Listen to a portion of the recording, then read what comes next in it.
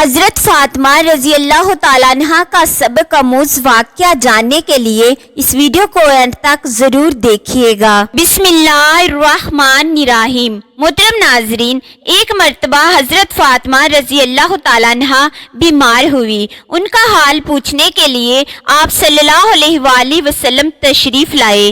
ایک صحابی عمران بن حسین جو کہ قریش کے سردار تھے، وہ بھی ساتھ تھے۔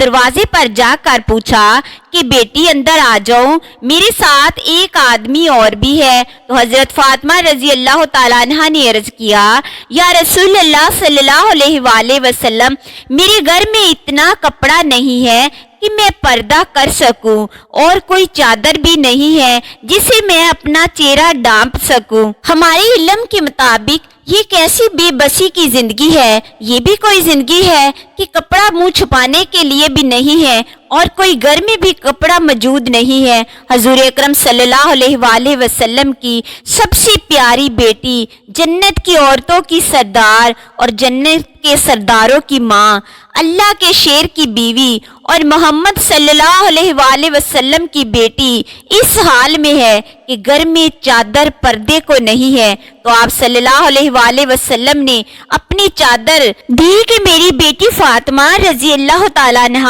اس چادر سے پردہ کر لو۔ حضرت فاطمہ رضی اللہ تعالیٰ عنہ نے پردہ کر لیا تو حضور اکرم صلی اللہ علیہ وآلہ وسلم تشریف لائے اور پوچھا، بیٹی کیا حال ہے؟ انہوں نے عرض کیا، ابا جان بھوک بھی ہے اور بیماری کے علاج کے پیسے بھی نہیں ہے۔ تو حضور اکرم صلی اللہ علیہ وآلہ وسلم نے گلے لگایا اور آپ بھی رونے لگے۔ اللہ اکبر! طائف میں پتھروں کی بارش میں رونا نہیں آیا، یہاں رونا آیا۔ بیٹیوں کا غم کتنا رلا دینے والا ہوتا ہے۔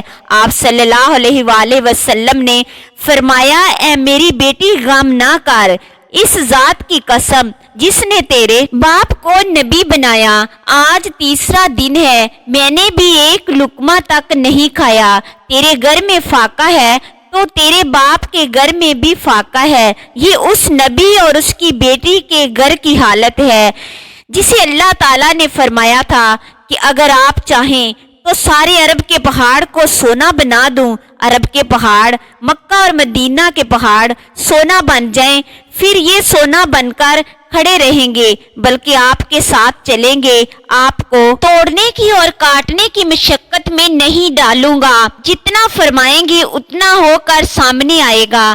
اے بیٹی، میں نے انکار کیا۔ اللہ تعالیٰ نے فرمایا، پھر کیا چاہتے ہو؟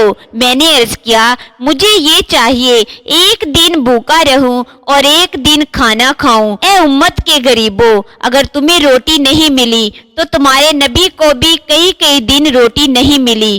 تمہارے بیٹے کے علاج کے لیے پیسے نہیں مل رہے تو تمہارے نبی کی سب سے محبوب بیٹی کی دعا کے لیے بھی پیسے نہیں ملے تھے۔ تمہارے بیٹے کو پہننے کے لیے کپڑے نہیں مل رہے ہیں تو تمہارے نبی کی سب سے پیاری بیٹی کو بھی پردہ کرنے کے لیے کپڑا نہیں ملا تھا۔ اب یہاں ہماری عقل برباد ہو گئی ہے اور ہم نے گاڑیوں اور کوٹھیوں کو عزت کا معیار بنا لیا۔ اگر یہی ہے تو پھر قارون سب سے بڑا عزت والا تھا، اس جیسا دولت والا کوئی شخص دنیا میں نہیں ہے اور نہ ہی گزرے گا۔ اللہ تعالیٰ نے خزانوں سمیت اس کو غرق کر دیا۔ آپ صلی اللہ علیہ وآلہ وسلم نے فرمایا، میرے رب نے تو کہا تھا کہ یہ پہاڑ سونا بنا دوں، تو میں نے کہا مجھے نہیں چاہیے۔ جب بھوک لگے گی تو میرے اللہ تجھے یاد کروں گا، تیرے سامنے آہذاری کروں گا، اور جب کھانا کھاؤں گا